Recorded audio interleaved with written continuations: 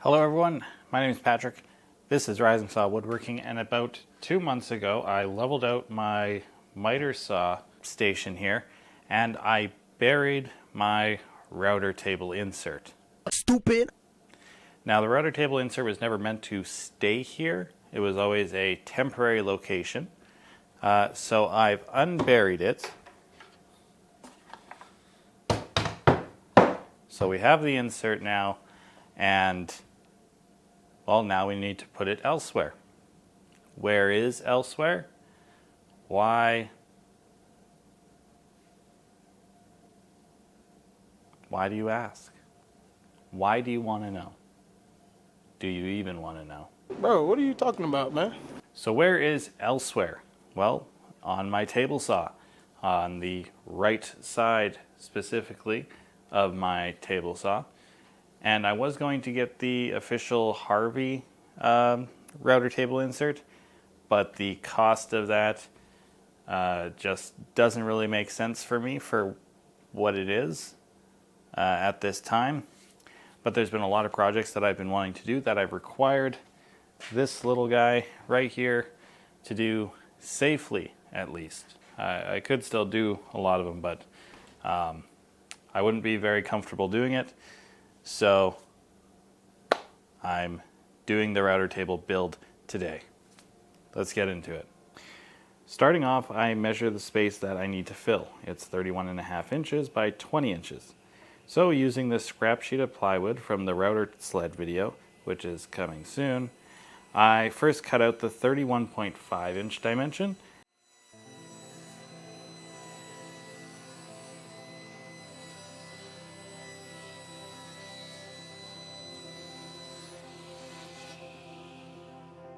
And then I gave it a turn, set my table saw to 20 inches, and I ran through again.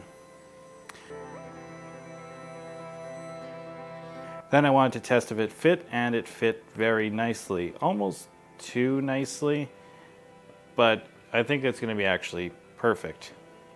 Next I need some mounting strips, so I set my table saw to 1.5 inches, and I cut 4 of these. Technically I only needed 3, but I may as well add the 4th one for additional support.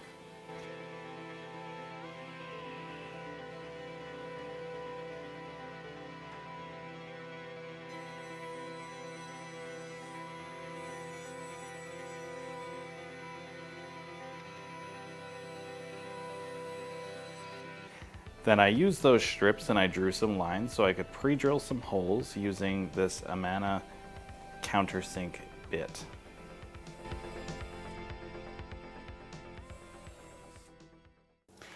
I added my pocket hole screws. You know, pocket hole screws are kind of like mothers. Sometimes they're coarse.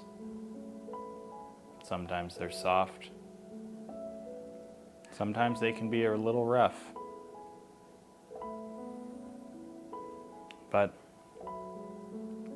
they hold things together really tight, like their families. And I like to screw them in really good. So the next time you're out buying some screws, think of the mothers. Get pocket hole screws. Now I quickly mark my other 2 pieces. I run over to the miter saw and I chop those to fit.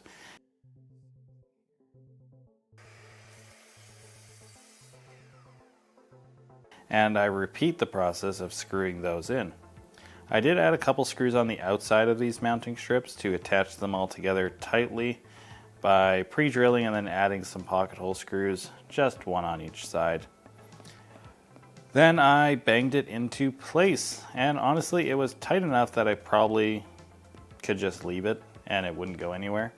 But I grabbed some pocket hole screws and some washers, and using the mounting slots that are on the table saw rails, I attached the top. I used a few additional screws. I wanted to make sure it would not move on me at all.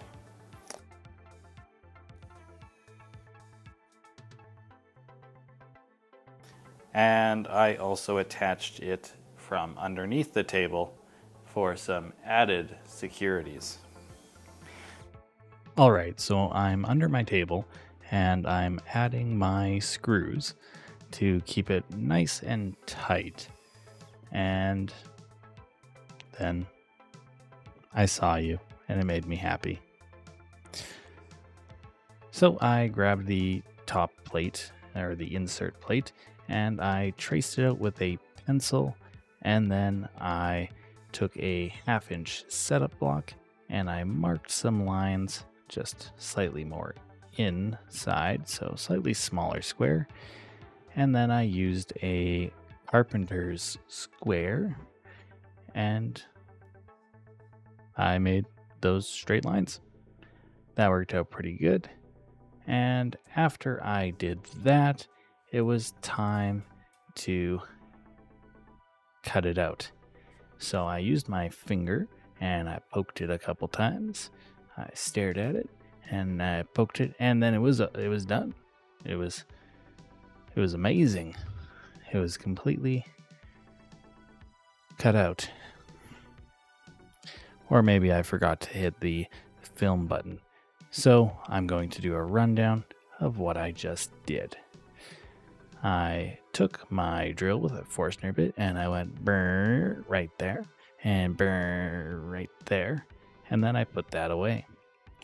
And then I grabbed my jigsaw and I went bzzz, and then I did the same thing on the other side. I went bzzz, and awkwardly towards myself, bzzz again, and even more awkwardly, yes, this is how I actually did it, zzz, and then I had a hole, and it was perfect. Everybody loves a nice hole. Now, if you're wondering why the commentary changed, and my voice may have changed sounds, I got bored of editing, so I decided I'd rather just talk over the video, because that's so much easier than moving clips of me already reading a script. So I used my palm router with a little flush trim bit technically, but I used it to just hog out some material.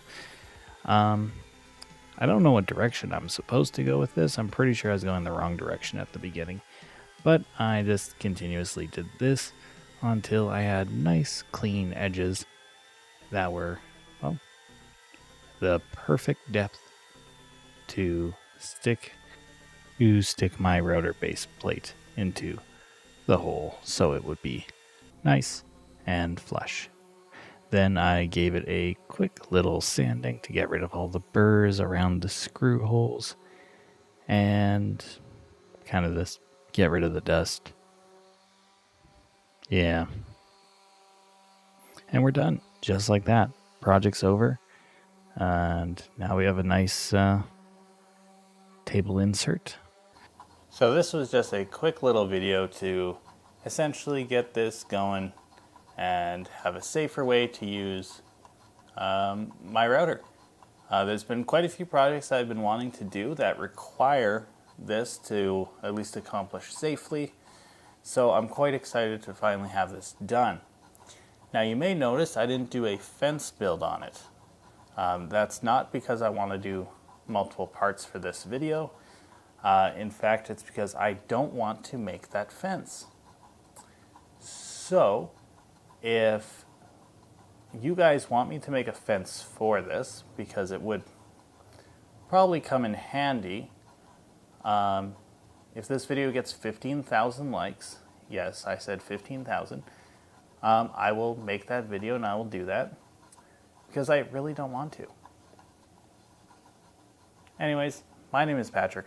This is RisingSawWoodWorking, and now my Harvey table saw is a little bit more useful.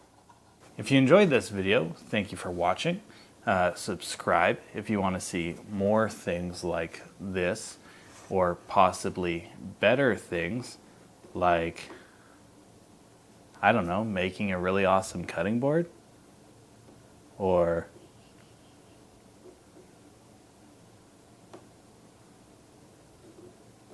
okay, that's all I've done.